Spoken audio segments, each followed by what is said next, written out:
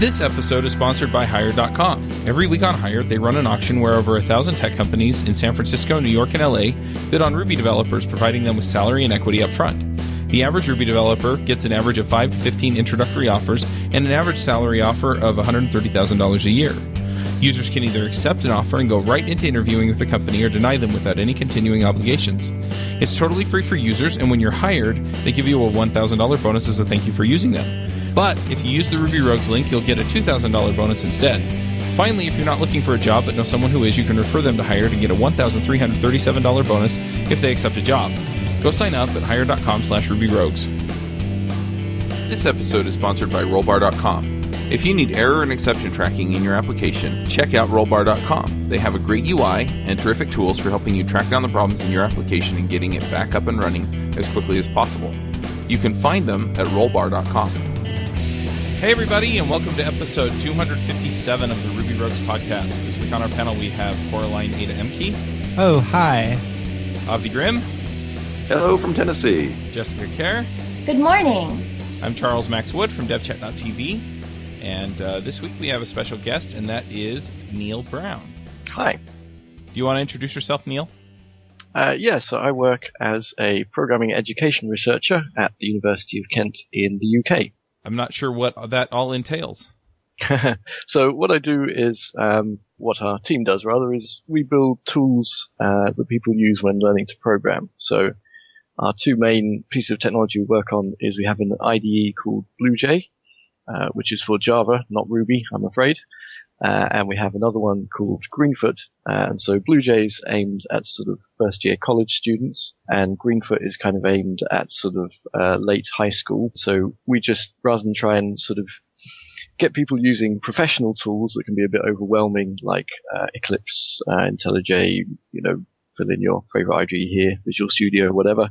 We try and actually sort of design pared down IDEs that are targeted for education, that don't sort of overwhelm people new to programming, and just try and sort of ease them in better to get them started with learning to program. I think for us on this show, it's been a while since we were new to programming. Even if we've switched paradigms or languages, you still have a lot of knowledge you bring with you. So I'm curious, you pare down the IDE so that it's not overwhelming for new people, but where do people get stuck? Where do new people kind of have their experience fall apart a little bit that they have to either power through or get some help at?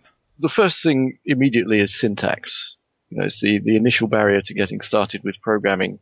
Sort of, we now know, being fairly technical, and if you sort of have a vague understanding of how a compiler works, we understand the importance of syntax, why it's needed, why it needs to be precise.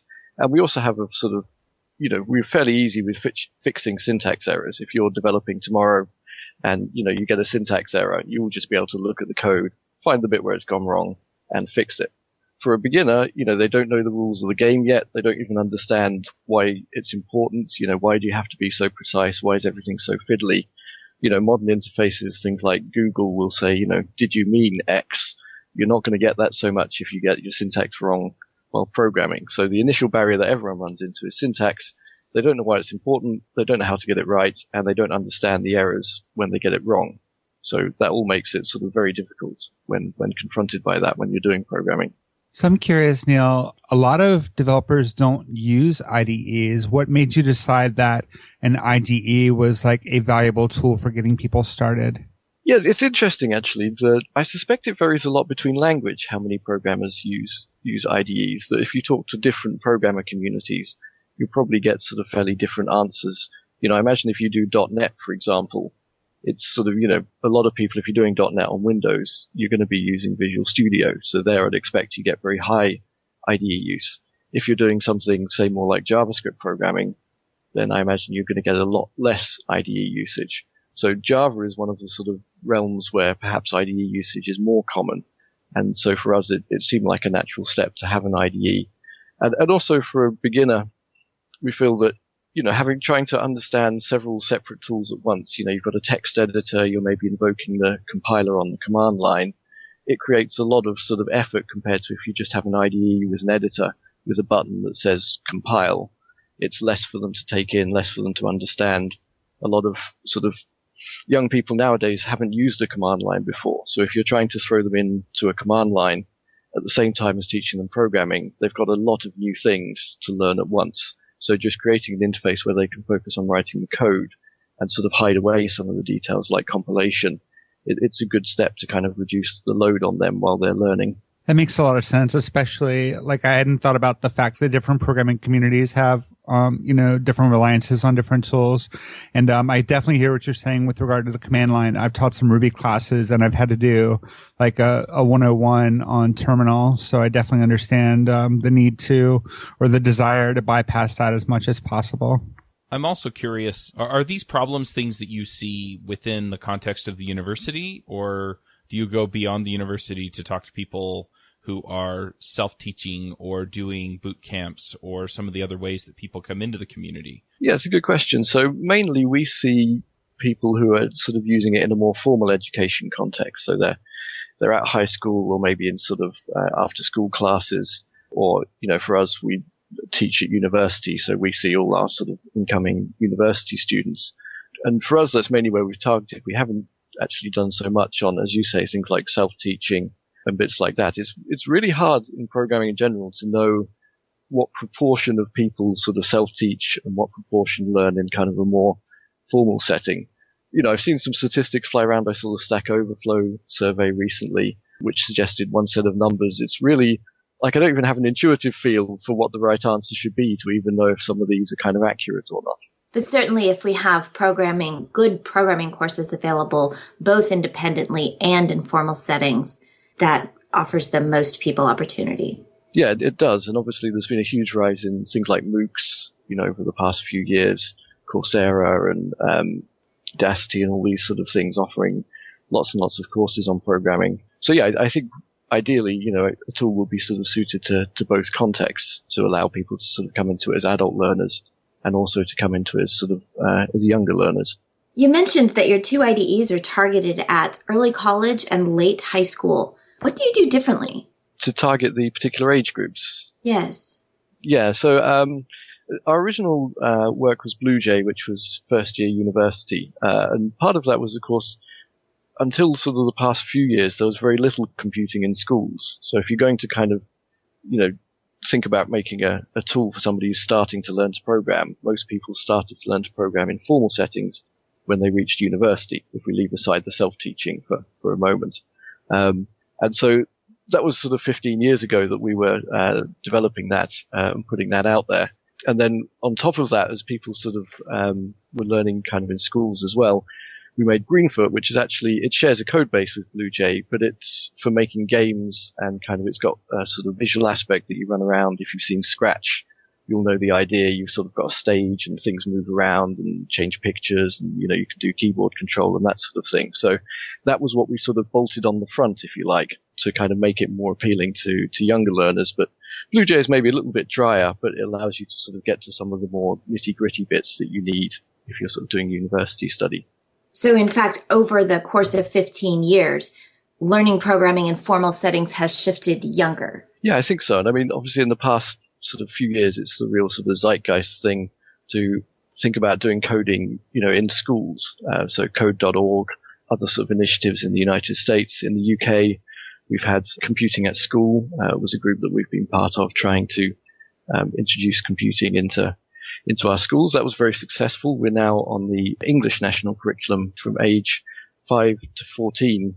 There is a subject computing, which has a computer science component, and that involves programming, algorithms, and similar. So other countries are sort of thinking of the same. So it really has become sort of, getting people started younger in formal settings. I know that people have often started younger sort of by themselves, self-teaching, but now it's getting into schools as well, I think. Oh, that's fantastic. So there's a formal subject, computing, added to the curriculum all the way down to age 5. That's wonderful. Yeah, I mean, don't think that they're all writing Java, at age 5. It's Haskell is much more suited to 5-year-olds. I know, right? Exactly.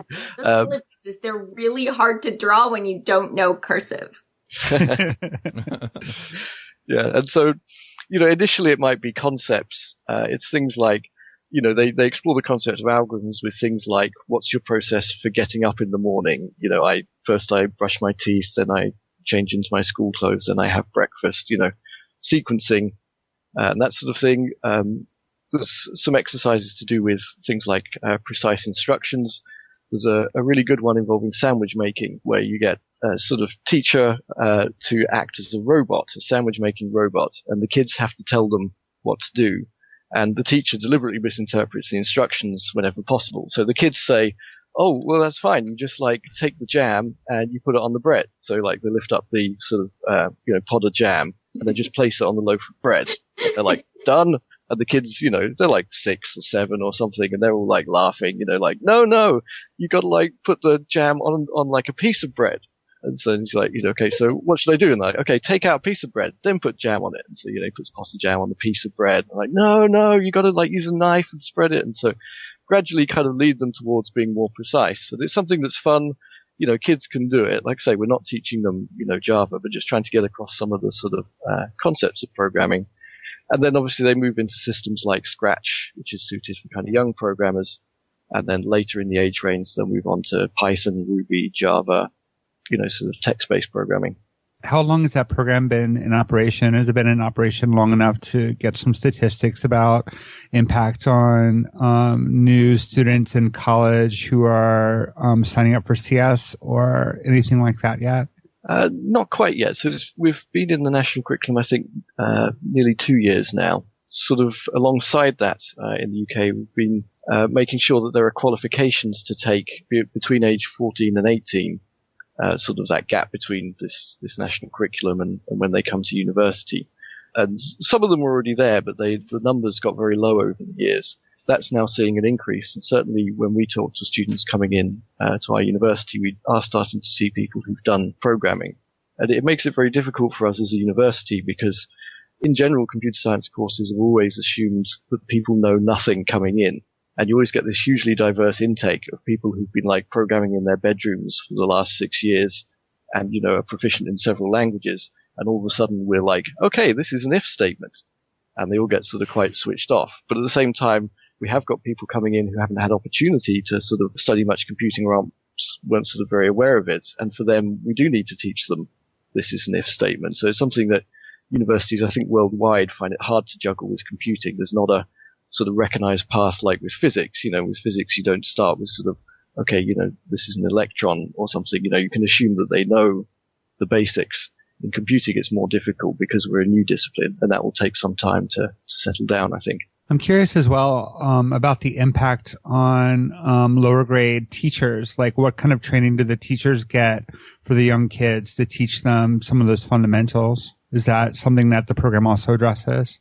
It has been difficult, especially when we live in a sort of age of austerity. So there was certainly government will to put the subject into the curriculum, but there wasn't necessarily the sort of ideal amount of government money to provide the training. So there is definitely a lag and a big issue there, and I know that affects the US and all sorts of other countries as well. Trying to train up enough teachers to sort of back this up is a very difficult logistical issue, and there's not really the sort of proper formal programs in place. A lot of it is kind of quite ad hoc to get people up to speed. So I'm curious, how does this approach with high school students and college students affect people coming into the programming community at large? Because it seems like you have quite the diverse set of people coming in as far as experience level goes anyway.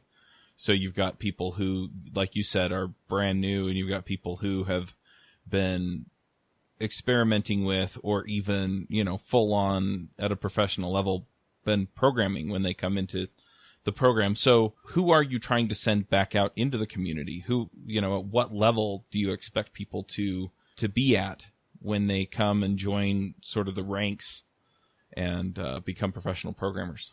Yeah, it is difficult. And obviously, if you've got that sort of diversity of intake, you're not going to magically sort of arrive them all at the same point.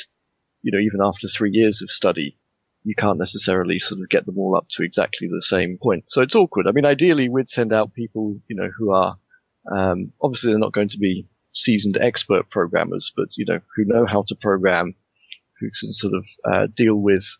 We try and teach several different languages, several different paradigms to sort of give people, a flavor of the different things that they might be going to do.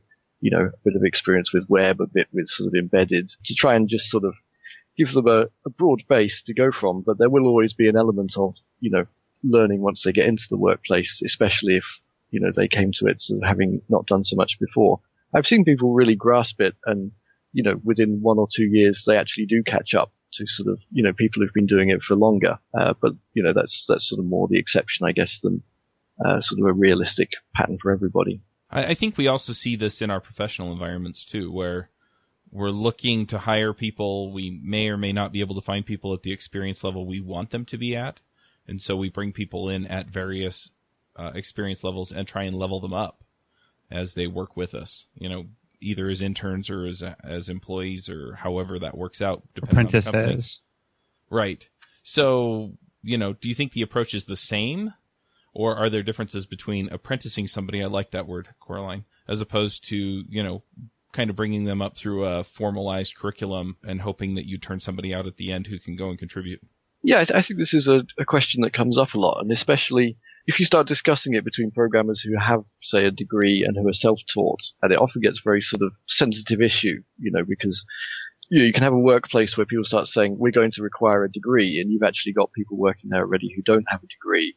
They're going to feel very excluded by that kind of policy or discussion about it. Obviously, as working at university, I would like to think that our degree has value and that it's useful. But I think especially in computing, it's still kind of an open question for a lot of people whether university is worth it. Should I bother to go and do a degree for 3 years, or should I just sort of try and, find a job, get started, have 3 years experience? Obviously I work for a university, I'm going to be biased, but I know that a lot of people would sort of think differently on that issue. I definitely have some opinions on that issue. Being self-taught myself, I actually I took one computer science course in college, and I was kind of bored out of my mind and not really challenged. So it actually made me think I couldn't do software development for a living because I thought that's what the profession would be like. But luckily, I sort of fell into it anyway. But one of the things I've observed from students coming out of university programs is that there seems to be a heavy concentration on theory and algorithms and less on the things that we actually do day to day as developers, including like agile methodologies and like how to work with other people and some of the more practical aspects. Is that something that you're trying to address as well? Yeah, and I think one issue that comes up over and over again is that we offer a computer science degree and send people out to work as software engineers or developers or whatever you want to call it. And there is, like, some of the theory stuff comes from that sort of mismatch that we want to teach them sort of, useful computer science concepts. I don't know, sort of big O notation, sort of some bits of formal theory and so on, which they won't necessarily use kind of in the software engineering parts. But I think most universities have tried to mix in aspects of that. We certainly cover some agile methodology, things like version control. We, do group projects. We sort of do things like human-computer interaction. So I think universities, there's still a few who are kind of deliberately more formal and sort of mathematical, but I think a lot of the others have tried to sort of put bits like that in. I mean, to some extent, with some of that, there's no substitute for actually, having the experience in a sort of professional context. And for that, we offer a very popular year in industry. So, we teach them for 2 years. They go out and actually intern for a year, come back, finish off their degree in the final year. And that provides a good mix of kind of experience in a professional workplace that we can't provide, but also sort of formal teaching that perhaps the workplace, doesn't have the time or resources to give. That's an amazing idea. I really like that. And I'm kind of jealous that that's what you're doing in the UK and that's not what we're doing here. Yeah, I don't know if that happens much at US universities. It's something that our university particularly specializes in, the sort of year in industry. I know a few other places do it as well, but I don't know immediately how widespread it is. I know at Stripe we have a lot of interns from a smattering of universities, and they'll come for 6 months or so. Oh, that's awesome. Yeah. I hadn't really heard of that being very widespread. I know a lot of companies are not either willing or capable of dealing with an influx of really junior, really early career people in general. We do that a lot. It's part of it's recruiting because a lot of those people come back after they finish their degree. But also, I don't know, maybe it's easier when you look at an internship this is 6 months and we give them some project that is doable in that amount of time. One of the companies that I worked for in the last few years would not hire any people who were not at least mid-level because they felt like if they trained someone, they would leave and they weren't really worth the investment, which is pretty sad. I hear that a lot, and I'm somewhat unsympathetic to the company. I mean, I usually just tell them, well, then, because usually what they say is, well, then they'll leave and they'll go get paid more somewhere else. And my answer is, well, then they're worth more, so pay them more. Yeah. Exactly. But I mean, we're in a position where the only way to get a pay increase, pretty much regardless of what level you're at, is to move jobs.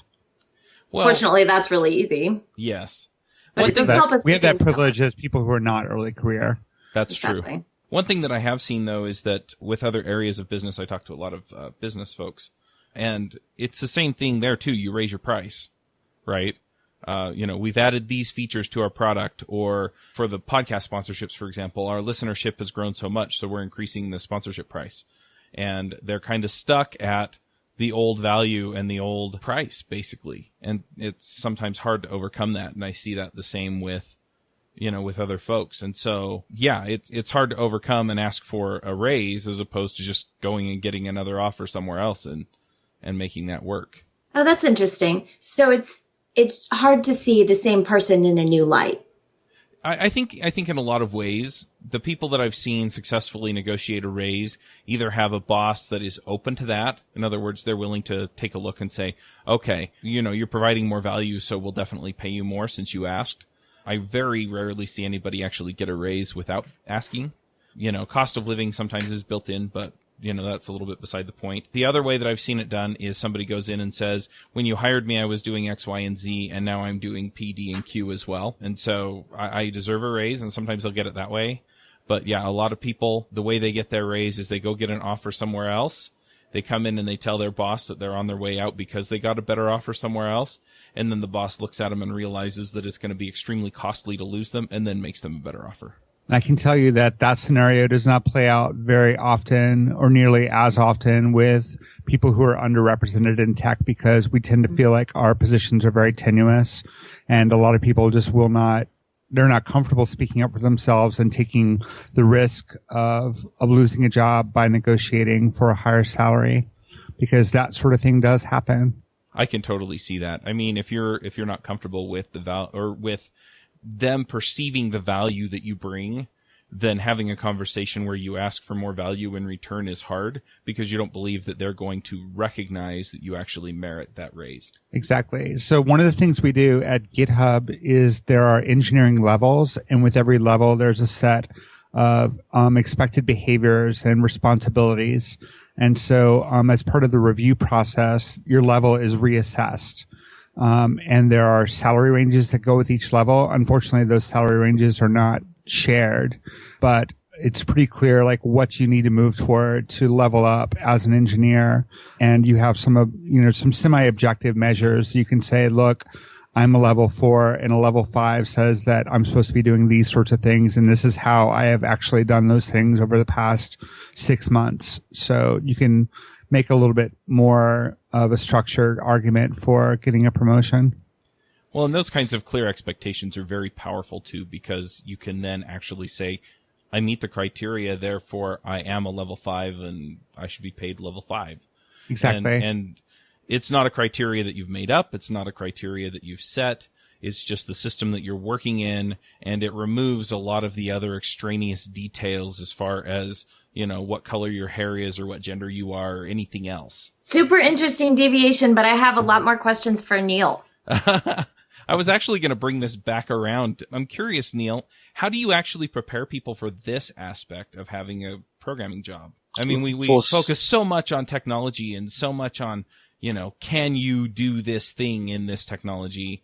And there are so many other aspects of working on a team and having a job and negotiating raises that I didn't have any experience with until I actually had a job and failed at it a few times. Yeah, I think this may come under there's a limit to some extent to how much you can put in sort of one degree. And I think the universities have, we try and sort of, for example, help them find jobs, at the end of the degree. But you're right, I'm not sure we ever do much with sort of preparation for kind of the more general work issues, things like, office politics.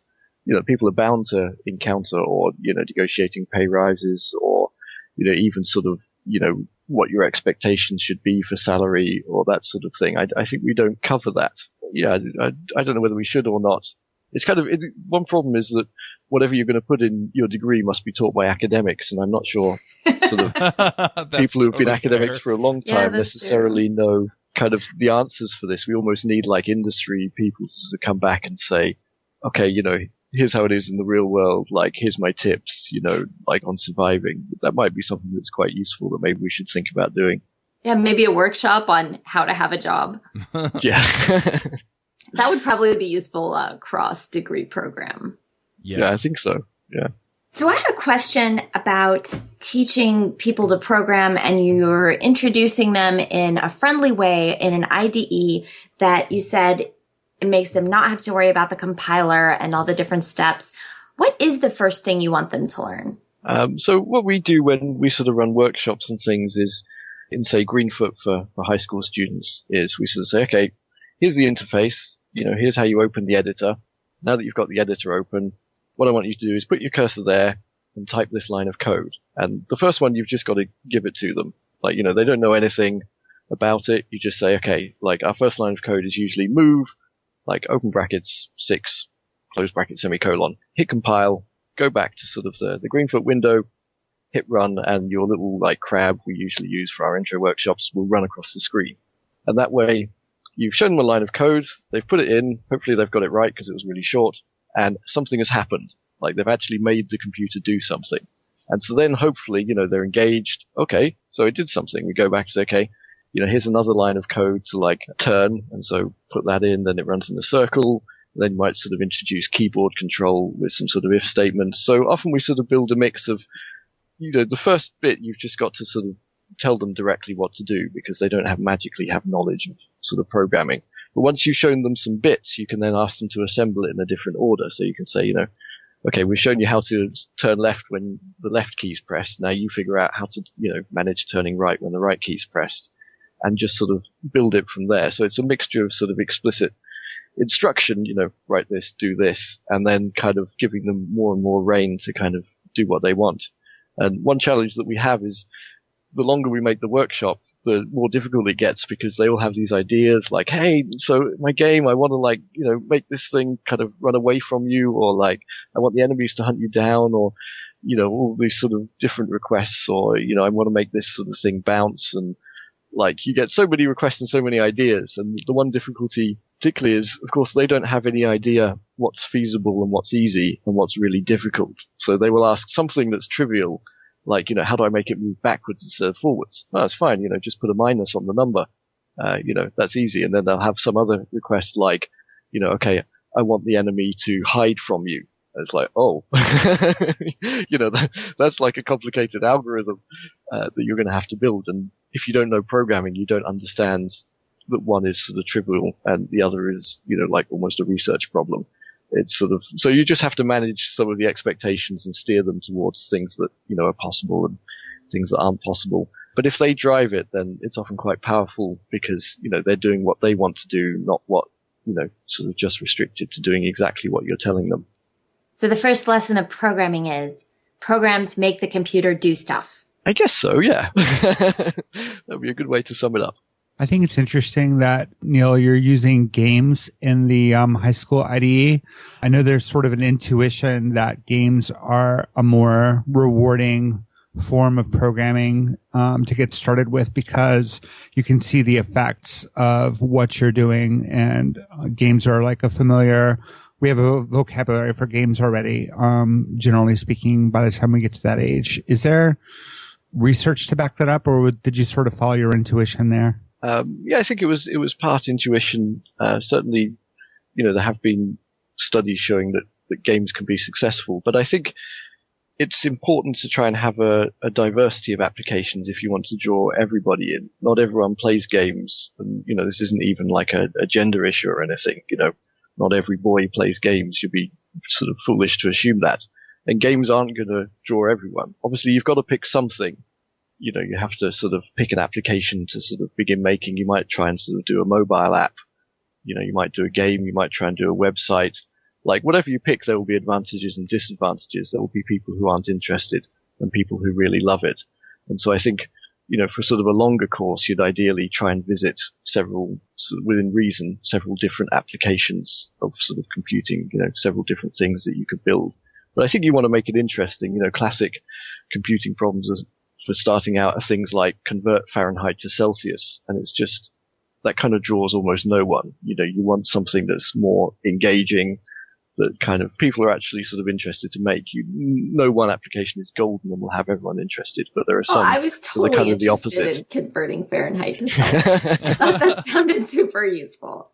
Okay, I don't believe in Celsius, so I'm not convinced. So you're converting NOAUPT to Fahrenheit? That's right.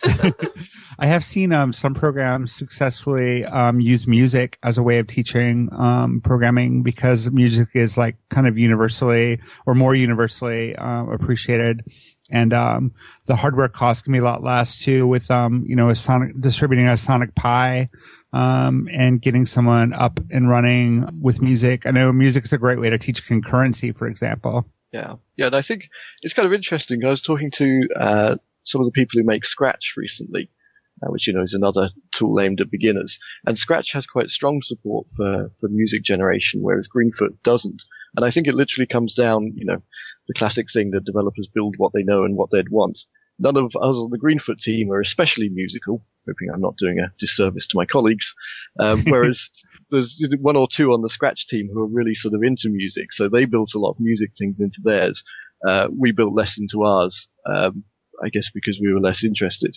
But yeah, it's sort of interesting how these things can come about. What type of hypotheses does your research group test? It's a good question. A sort of spectrum in research, I think, especially computing research, between the people who do a lot of sort of classical science, sort of studies, hypothesis testing, participants and that sort of thing. And then there's kind of the other end, where we're sitting. So this is a long explanation of why, which is kind of, we're sort of building things. We're kind of halfway between research and engineering. So our focus is especially on building tools. At the moment, we're doing a sort of partner study with someone who's more experienced in doing the testing. So we have a tool which is called frame-based editing, which is partway between Scratch and text-based editing. We're currently testing whether school students, when given that and given text-based Java, is there a difference in the performance of the two? So we assign part of the students to one condition, the rest of the students to the other condition. So some of them get Java, some of them get our frame-based editor. We set them a task that's the same task in both, and we see, do they do it faster? Do they do it with less errors? Do they report less frustration at the end of it? So that's the kind of sort of testing that we do. It's not our particular specialism, but like I say, we try and sort of partner with others to do that. So your group builds tools that other researchers use? Yes, yeah. Well, your infrastructure for research. That's so cool. To some extent. So, we build tools that teachers use, but we also build tools that sort of provide, opportunities for research. One of our other projects is that in BlueJ, we actually ask all our users worldwide, are you happy to send us your data for collection? So this is a bit like, what Firefox does, or I think Eclipse has it as well, usage data collection. They ask, can we keep track of what you're doing in order to sort of make usually theirs is to make their product better. We actually capture even the source code that people are writing with their permission, and we offer that to other researchers to then look and see, things like what difficulties do people have when learning to program Java?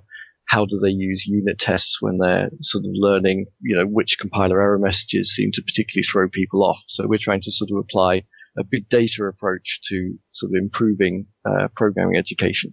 So I have some questions about the tools that you're building. You mentioned the Greenfoot and BlueJ IDEs, and you mentioned briefly that you're trying out an approach you called frame-based editing. And as I was watching some of the videos for the tools you've made, there are a bunch of interesting aspects to how you're approaching writing code.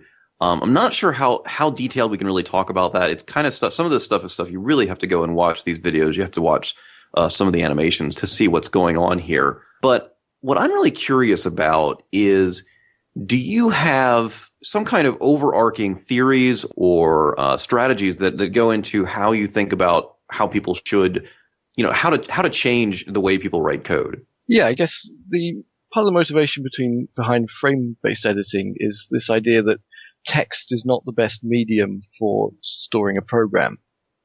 This isn't a particularly new idea. If anyone knows structured editors from sort of the 1980s or so, all we do with text-based code is we immediately parse it into an AST, abstract syntax tree. So why are we adding this sort of useless text bit on the front if what we're actually sort of editing and manipulating most of the time is the syntax tree of the language? And so structured editing, sort of the first time round, was an attempt to actually have that tree explicitly in the editor to sort of do away with the sort of needless flexibility of text and actually just edit the syntax tree. And by and large, structured editors weren't very good. But you have to remember that this was the 1980s. Sort of HCI was in its infancy back then. We've learned a lot since then. We're not necessarily sort of editing on the terminal. Graphical editors give us more options, more flexibility. And so you can imagine us as sort of taking a second look at this idea and saying, okay, well, Scratch, for example, has been really successful. And Scratch basically is a structured editor. You've got these blocks that you drag around. You've got the bits where you edit the text, but you're not sort of dealing with indentation. You're not sort of worrying about so much the syntax errors. You're just graphically editing the syntax tree of the program. And so we're trying to sort of take that Scratch idea and bring it a bit closer to text-based programming and to say, can we have a better go at this? Is this useful? Our hope, sort of ambitious hope, is that it's useful for learning programming, but actually it's just useful for programming in general, because certain sort of issues fall away. If you've ever had an argument over spaces versus tabs in your team, then, why? Like, spaces versus tabs is just a sort of pointless sort of bit in how the text is stored, but it doesn't There affect is the no AST argument there. program. I'm sorry. There is no argument. Yeah, it's spaces. Spaces are the only thing. Yeah, so it's just like, why does it even matter? It doesn't affect the behavior of the program. And so if you sort of edit the structure, a lot of this sort of other issue falls away. And we can also provide, for example, better IDE support. So if you're in your IDE in editing some Java and you sort of make a new line and you hit Control Space, what are you auto-completing at that point? Are you auto-completing the type that begins a variable declaration? Are you also completing a method name? Are you perhaps did not hit Control Tab. So your favorite IDE editor shortcut. Like, basically in text, you don't necessarily know any context, whereas in something like Scratch, you're always editing a particular thing. You know whether it's going to be a number. In Scratch, certainly a number or some text or a variable name or something. You just know from the structure. And same with our frame-based editor, that you first say, okay, I want to declare a variable, and then you're in the type slot for what type is this going to be. Sorry, Ruby folks. But you're declaring up front what the type's going to be. And so when you hit, your autocomplete, you then autocomplete type names. Then you move into sort of declaring the name. There's no particular autocomplete for declaring names, or we haven't thought of anything useful. And then you might have an initialization expression. Then you'd autocomplete method calls or available variable names. So sort of by knowing the structure of your code up front, you can provide sort of better tool support at particular points in your program. I hope that sort of makes sense. What is a frame-based editor? What does the frame-based part mean? So this is just our name for sort of having, we call these sort of graphical rectangles that we've got frames. If you imagine, so instead of having an if statement in text-based language, we'd talk about an if frame. So it's sort of one entity. It's not just sort of put together out of syntax sort of bits with curly brackets. It's already like a rectangle that appears for you that's complete. So it's that context, that place in the structure that you are. Yeah, and they're always complete. So you can have half an if statement in a text-based language because you forgot the sort of closing curly bracket or sort of closing D indent. But in editors like Scratch, it just comes as one thing. You just have an if frame, and it can't be like it's always terminated. There's no sort of run-on syntax errors that crop up halfway down your program. I find that, especially with new people, sometimes seeing the structure of the code they're writing can be difficult. And indentation is supposed to fix that problem, but they often have problems with indentation, and editors aren't always great about indentation. So one of the things I liked about the frame approach from the example video that I saw on your site was that it makes that visual chunking of functionality really intuitive. Yeah, so the indentation just comes naturally from the structure rather than having to sort of manage it separately. And as you say, beginners especially have problems with indent. I mean, it's hard to think of many other sort of computer-based tasks where indent sort of has a particular sort of semantic meaning. Python, but yeah, but sort of outside programming, it's not something they're used to. Oh, right. Yeah. Managing white space, it doesn't usually matter particularly, or it's just sort of an aesthetic thing, if you're making a Word document or something. So this idea that somehow the amount of space you put at the beginning of the line affects your program behavior is it's new and a bit unexpected. Yeah. Now, do you feel that these some of these ideas have legs beyond beginners? Yes. Yeah. I mean, I think the frame-based editing, if we can get the interface good enough that it doesn't get in your way, then it is potentially better than text, even for professionals. There's sort of a big if to some extent, because, like I say, the sort of initial try of structured editors just were too sort of rigid. They just kind of annoyed people. They're a bit weird to use. And so, like I say, we're just trying to apply sort of more modern HCI knowledge. But I do sort of feel it's potentially better than text. If I had all the IDE support that I do from, I use IntelliJ's IDEA thing, if I had all the support that gives for kind of refactoring and more complicated bits in my frame-based editor, I honestly think it would be more useful than text. Obviously, I'm hugely biased. Are you familiar with the work of Jonathan Edwards at all? Vaguely. The name rings a bell, but I can't. He was at MIT, and he worked on the transcript programming system, which was working towards sort of radically reinventing how we interact with programs. I want to read a quote from him. He moved on from that project. He's gone on to work with Alan Kay at CDG. But I want to read a quote to you, and I'm curious to get your take on it. I'm curious if you agree with it. Okay. He says this is sort of reflecting on his efforts to get some traction with the stuff that he was working on. He says, "My holy grail has been to radically simplify professional programming. I now realize that simplification is not fundamentally a technical problem, but rather a cultural one. Our nerd culture embraces inhuman levels of complexity. Mastering mind-boggling complexity is our mutant superpower. It is our tribal marker. Complexity is the air we breathe, and so it is invisible to us. Simplification will only come from outside this culture. To disrupt programming, I first have to reinvent it for a fresh audience of non-programmers." I'm curious if you have any agreement with that. Yeah, I can certainly see where he's coming from. One difficulty that people have with introducing Scratch to learners, for example, is that they see it and somehow they just mark it as not real programming. I mean, you can write, it's Turing complete. You can do any algorithm that you want in Scratch. And as a programming language, it's as powerful as any other potentially. But because it's not something that's used in a professional way, people mark it as sort of, oh, no, this is just a toy thing. And other teaching languages have had similar fates in the past. One of the useful advantages of us for Java is that we can actually point to sort of industry and say, no, this one's real. People use this. But it's a silly distinction to have to make. But as you say, it all comes from sort of a cultural thing. Some researchers describe it as people are not just learning to program, they're aiming to join what they call a community of practice. That they want to go out and be professional developers.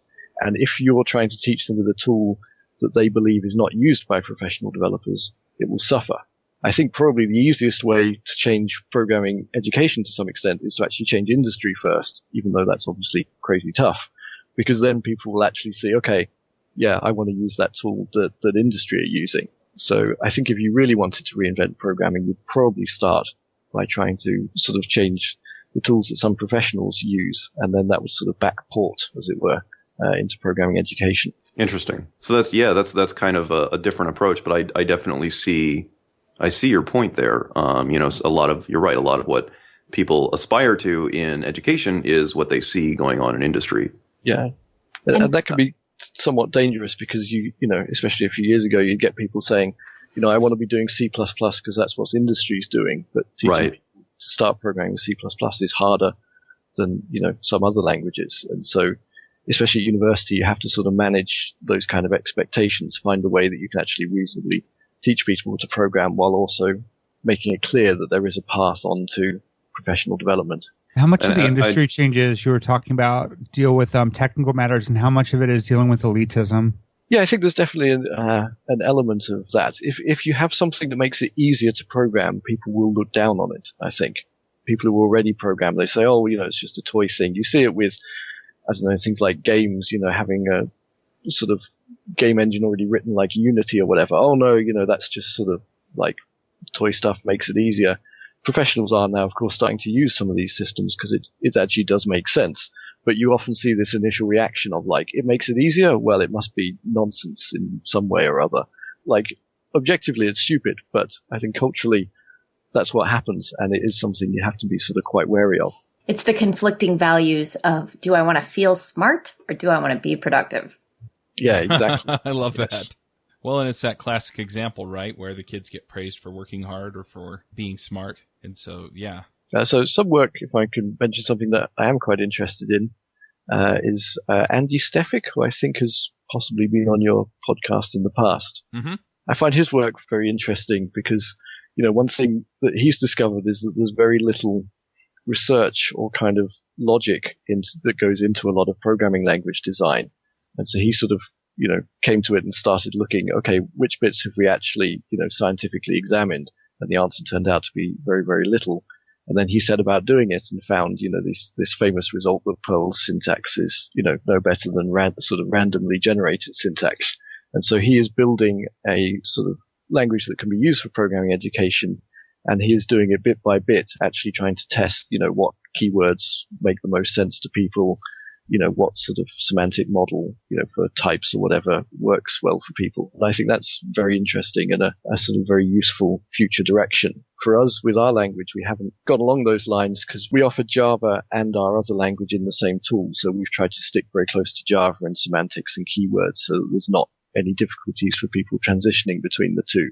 But yeah, I think Andy's work is sort of very interesting, especially for the future of programming language design for education and industry. That's got to be a very fine line to walk, deciding which parts you're willing to radically change and which parts you want to keep the same for familiarity. Yeah, and I think often people get tempted to change everything. There's sort of a temptation if you get to design a new language, well, I'm going to have a new syntax, I'm going to have a new semantic model, especially academics who come to design languages. They want to reinvent everything all at once. And obviously it's difficult.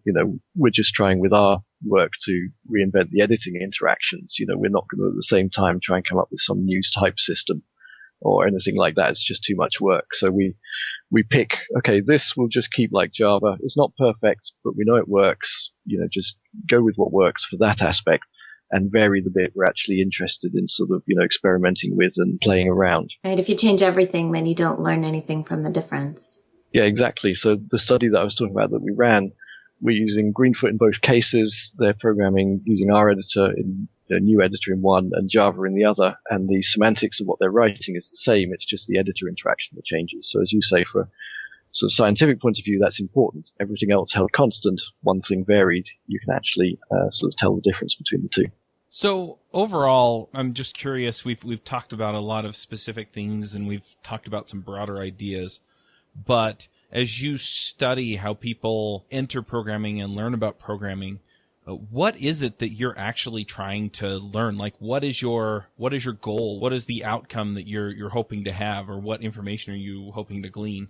So I think we'd like to make programming easier to learn, both in the sense that sort of more people can get into it and understand it, and also that they're less frustrated and spend less time getting to grips with it. One thing that we found, I mentioned this data collection project we did with BlueJ. So we collect their source code and we can actually see for any individual sort of person who's opted in, we can see the program over time as they write it.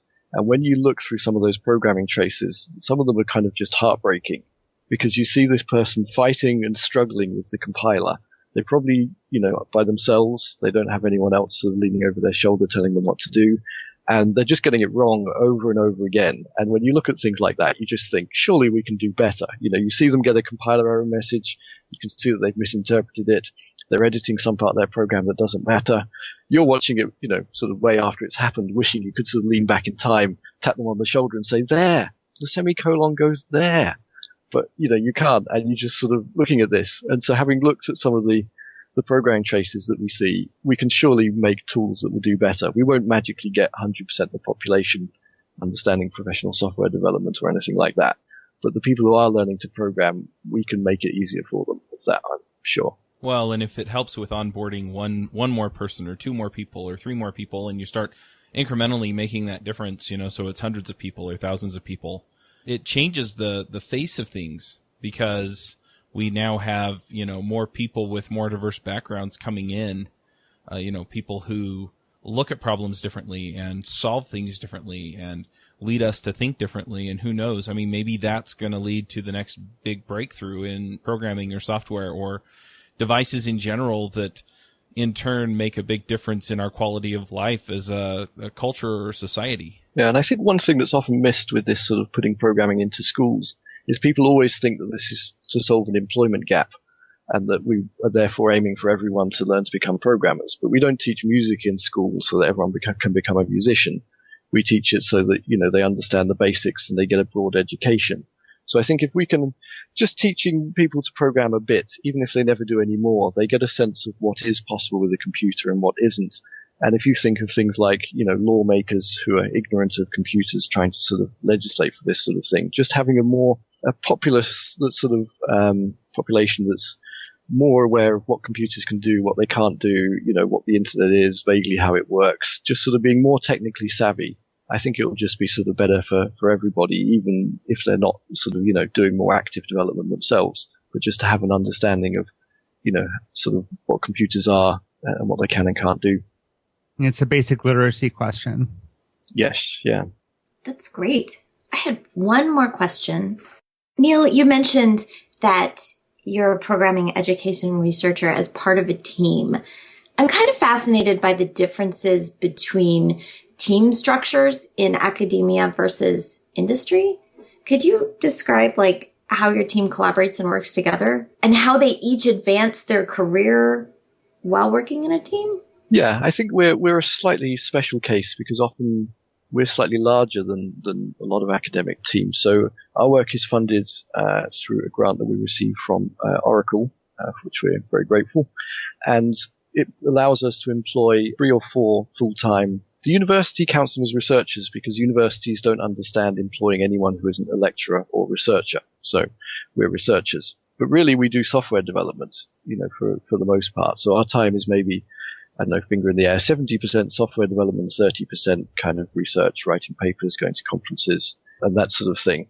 And so there's 3 or 4 of us like that. We just sit in an office together, and you would probably recognize us as a standard sort of software engineering team.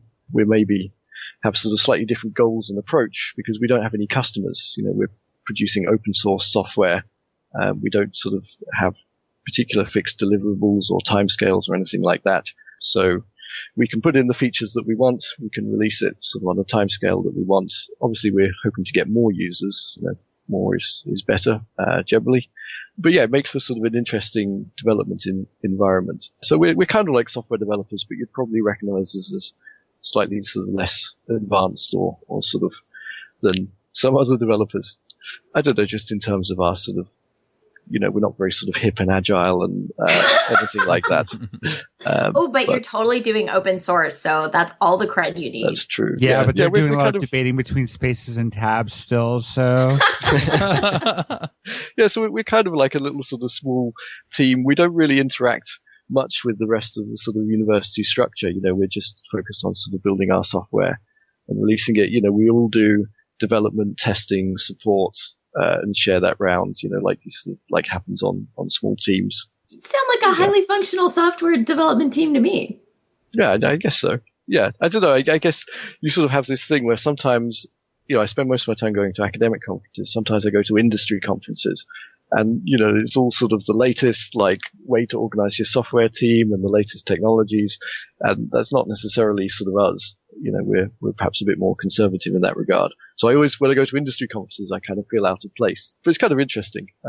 It's interesting to go there and see what it's like. All right. Neil, if people want to follow up with you, see what you're working on these days, where do they do that? I'm sort of reasonably active on Twitter.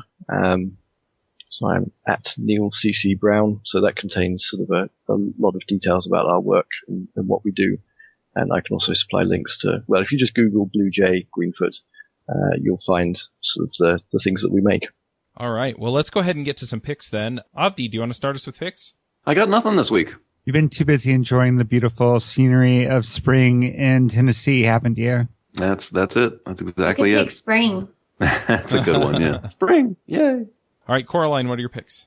I have one pick today. I often have a problem on Monday mornings, especially at stand up, of trying to figure out just what it was that I did the day before. So someone has written a tool to solve this problem. It's called Get Stand Up. It reminds you of what you did over the last N working days. You basically navigate to the repository, you type Get Stand Up. You can supply an optional author name and how many days back you're interested in, defaults to the past 24 hours. And it shows you all of your commits, all of your commit activity in that repo, or if you go up a level to multiple repos. So it can be a good reminder of like exactly what you're working on. Like maybe it's Tuesday morning and you don't remember where you left off. It's a great way to say, oh yeah, that's the last thing I did. So kind of handy for stand up. Just run that a couple minutes before you get together with your group and look smart. So that's it. All right. Jessica, what are your picks? My pick is CraftConf. It's a conference in Budapest. It's coming right up April 28th and 29th, and they live stream and record the sessions. So you could watch them live. You could watch my Elm Talk live on the 28th, or you could watch the recording, which is immediately available. Super awesome. They have amazing speakers. You should check out their video stream, or if you're in Budapest, you should go. Awesome. I've got a couple of picks myself. First of all, just to preface this, I live in Salt Lake City, but we are doing a meetup in Salt Lake City on May 5th. It's going to be downtown close to the Grand America Hotel, where NGConf is going to be held. So if you're in the Salt Lake City area, or you will be on May 5th, please come by and hang out, and then try and sneak into the after party for NGConf. But anyway, so that's one pick. Another pick, and this is something that I picked up while I was traveling the last few weeks, and that is a Zoom H6. Now, before when I was recording, I would record into an Edirol R-09HR, which is a digital audio recorder. Has a couple of microphones on the top. It's a pretty nice little piece of equipment. I think they run about $100, and it's just nice to have something you can carry around and record into that's not your phone, and the microphones are a little better quality than that. However, the Zoom H6 is sort of the next level from that. It actually has most of the features you'd want if you had like a little portable studio, and it's built into this piece of equipment. Now, it's a little less easy to carry around because it's a little bit